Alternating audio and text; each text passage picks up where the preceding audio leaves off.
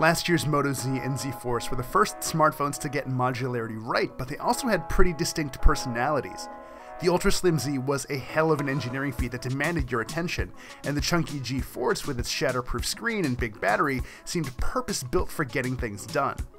This year, Motorola has one new flagship, the Z2 Force, to replace both of last year's models. It's both slim and durable, and most importantly, a pleasure to use, but Motorola definitely didn't nail everything. Let's start with the hardware. The Z2 Force basically looks just like the Z2 Play, which itself is a mild tweak of the original Z design. It's made of tough 7000 series aluminum that has been brushed to give it a more rugged look, and really, Motorola could not avoid the physical similarities to last year's Z since it had to make sure all of the existing Moto mods still worked here, and they do, by the way. We're left with a remarkably slim device, which some people might have trouble gripping because there's so little material here. That was never a problem for me. I suspect more people will be miffed by the lack of a classic headphone jack or the wimpy waterproofing. The Z2 Force has been treated with a nano coating to protect it from splashes, but that's about it. At least you can expand the 64GB of internal storage with a microSD card. Like last year, the Z2 Force uses a 5.5-inch Quad HD AMOLED display, and it gets the job done.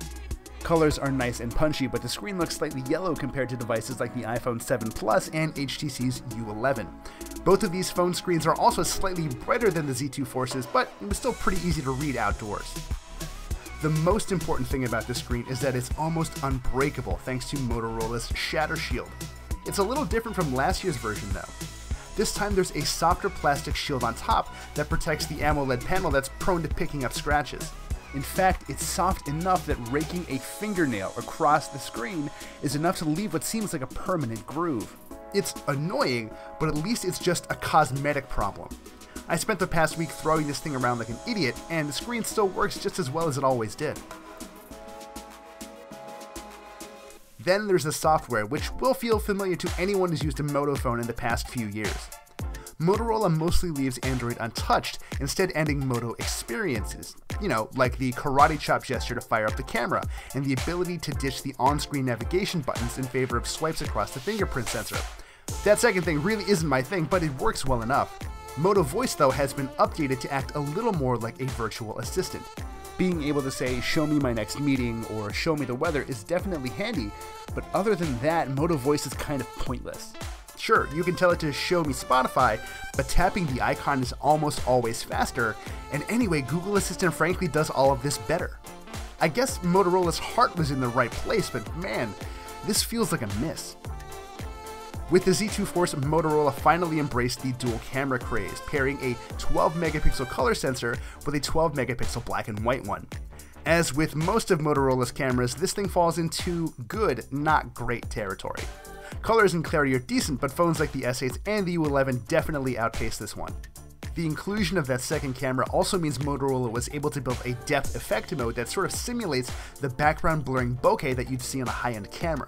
It works, but it really struggles in anything less than perfect lighting.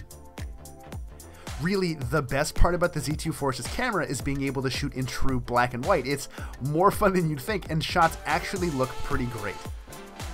Thankfully, the Z2 Force is a speedy little machine. You probably saw that coming though. Like plenty of other flagships we've seen this year, the Z2 Force uses a Snapdragon 835, 4GB of RAM, and the Adreno 540 GPU. It's a proven, powerful partnership. That horsepower combined with Motorola's light touch on the software front means this Moto is effortlessly fast. And now we come to the part where I eat a little crow.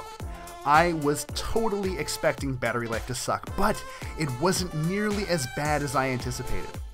Motorola says that it'll last a full day, and that's generally what I saw. The Z2 Force lasted just north of 12 hours in our video rundown test, and between 14 and 15 hours a day of mixed use over my week of testing. Now, that's definitely not great compared to phones like the S8 Plus and the OnePlus 5, but it's not awful. Still, for Motorola to essentially ignore the best thing about the first Z Force when building its successor is puzzling at best and disrespectful to loyalists at worst. I get that the company wants to sell more mods, but it clearly saw the need for a phone with a big battery before. Why the change of heart? Despite some questionable decisions, the Moto Z2 Force is still an impressive device. It's the most powerful modular phone out there, and scratches aside, that screen is still crazy tough. If you dig the idea of a phone that theoretically gets better with time, or if you're a Butterfingers of the highest order, the Z2 Force seems like a no-brainer. Everyone else, though, should take a good look at the competition to see if Motorola's compromises are worth living with.